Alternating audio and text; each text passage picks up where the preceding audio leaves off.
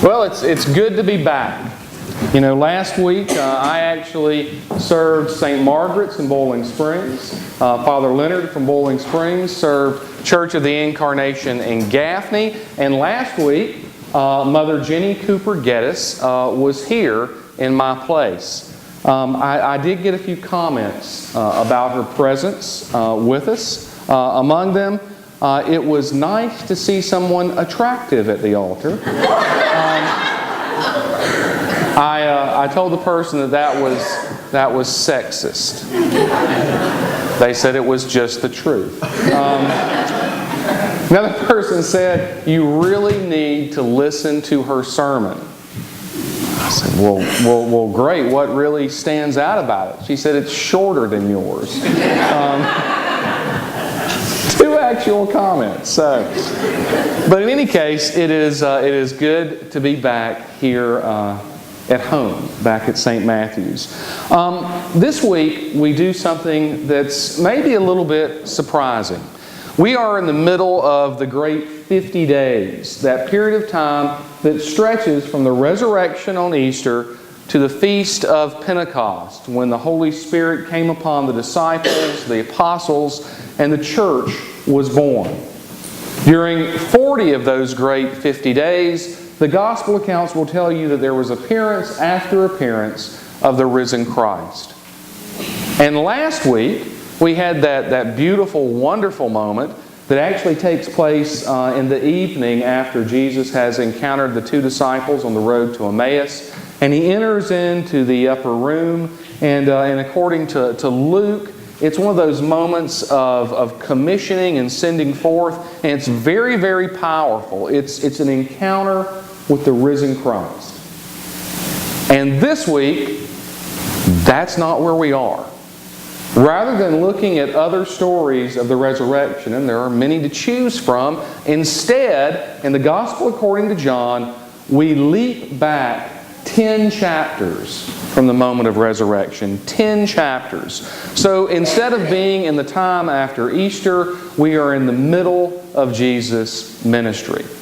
And we do that today on what we call Good Shepherd Sunday. Good Shepherd Sunday. We do that, of course, because it's the story of the Good Shepherd. Now, there's an extraordinary scholar of the Gospel according to John. Actually, all of John, as well as the letters that are attributed to John and Revelation. A man named Raymond Brown. He's considered to have been the finest Johannine scholar of the 20th century. He was a Roman Catholic priest, and his writings are long and insightful.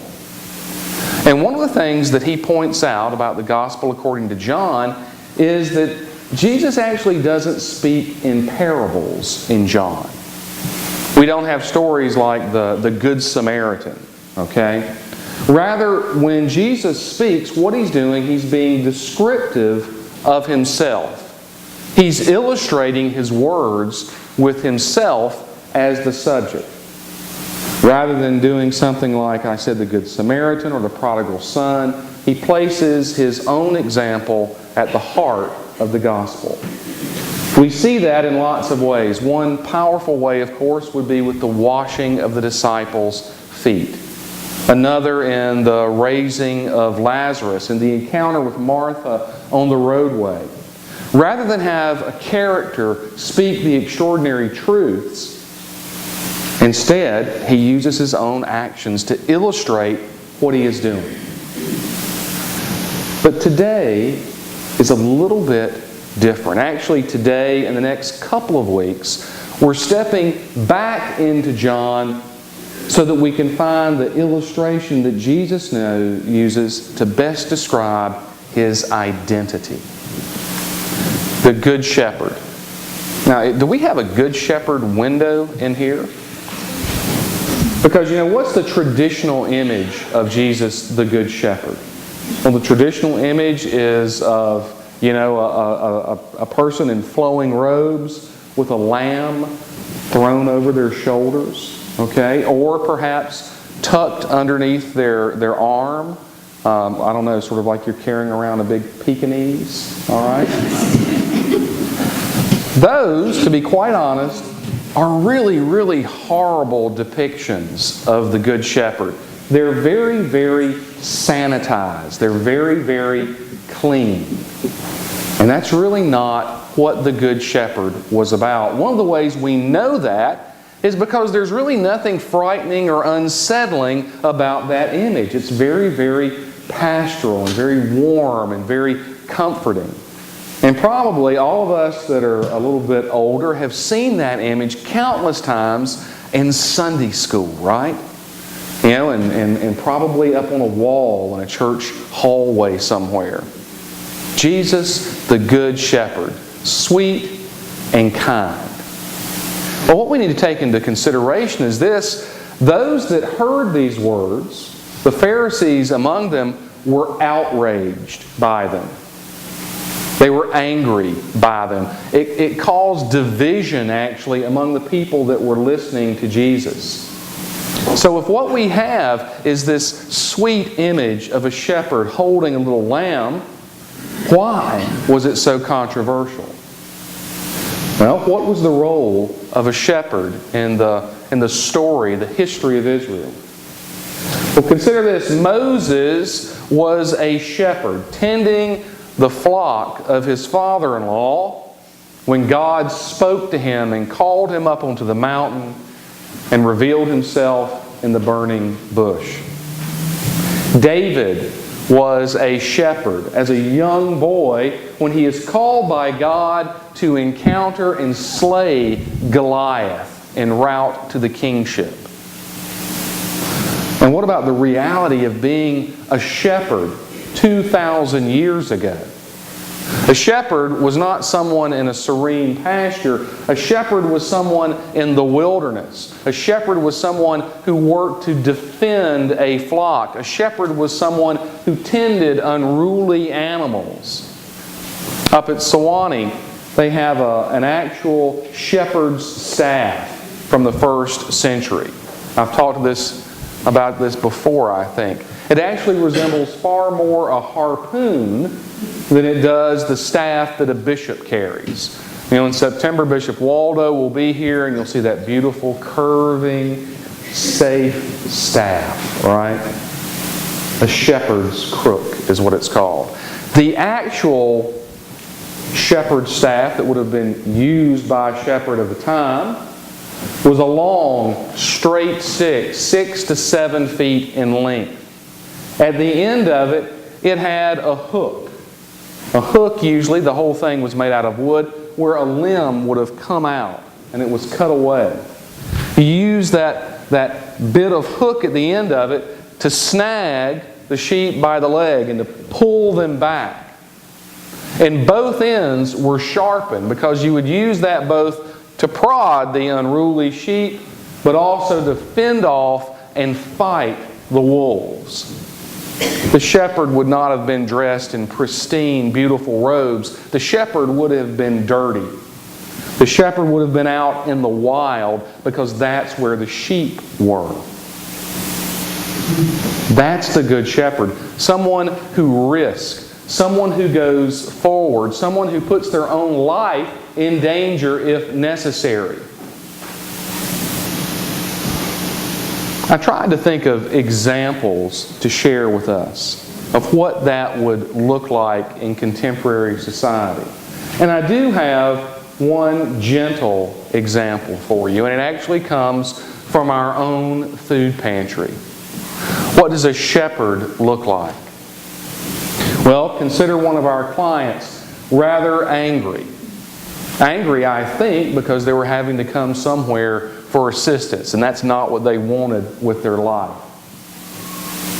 They'd given us several things for our prayer list that we lift up on Wednesday night about work and a place to live, about finances. They were desperate and they were unhappy, and that's the way they were acting toward the people that were helping them. And so they get to one of our volunteers. I'm not going to name the person, but they get to one of our volunteers and clearly they don't want to listen to them. They don't care about their recommendations. They are unruly and they are unhappy.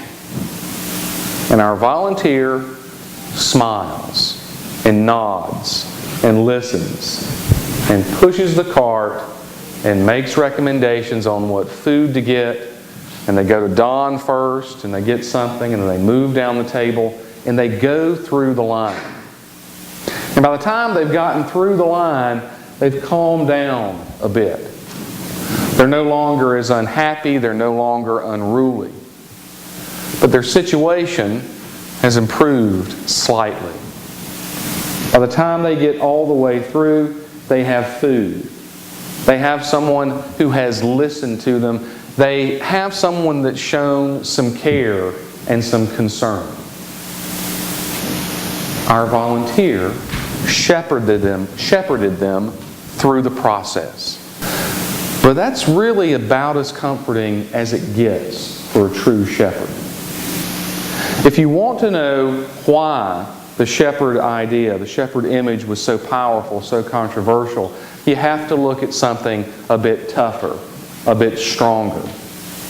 You have to read the collect, the prayer for today, about the importance of recognizing the voice of the shepherd and following where the shepherd leads. Late fall 1943, the city of Lwów in Poland. The Germans have begun rounding up the Jewish community in that city. A little girl named Christina, she's 9 years old. She, her mother and father, and her little brother are rushed out of their apartment one night by a neighbor who works in the sewers. And he takes them down a side street, and he lifts up a manhole cover, and he pushes them down the steps into the sewer, and then drops down beside them into the muck and the mire, the raw human sewage, and says, "They're coming for you. Stay here." Over the next several days, this man recruits other sewer workers. And they go find other Jewish families, and they bring them down into the sewers with them. And this goes on for days, and then weeks, and then months. He would drop down into the sewer and speak their name, and they would listen to make sure that it was the right person. Because if it was not, and it was actually a German soldier looking for people, they would be dragged out and shot in the street. So they would wait and they would listen for that voice. And only when they recognized the voice would they approach him. He brought them water. He brought them food. A whole series of men did this, but it was always the same. Listen for the right voice. Know that we will be in the right place. And this went on for weeks, and then it went on for months. Christina, in her memoirs, writes about a woman who gave birth in the sewers. The baby was born dead. And all they could do with the child was place the child in the waters to be washed away.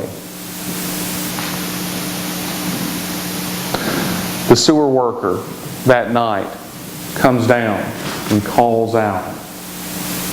They tell him what had happened. And he sits with them and he weeps. This goes on for 5 months, 6 months, 7. It goes on and on and on, waiting to hear that voice, going only to Him. 17 months later, 17 months later, He calls to them and helps them up the ladder and into light. 17 months living in absolute darkness and filth. That's a shepherd. That's why the image was so disconcerting. That's why it was so powerful. That's why it caused so much disagreement. Not because it was a beautiful pastoral possibility, because it meant that God was going to be in the muck and in the mire and in the dirt and in the wilderness and in the brokenness and in the pain. And the most important thing of all was to recognize His voice and follow where He leads. Amen.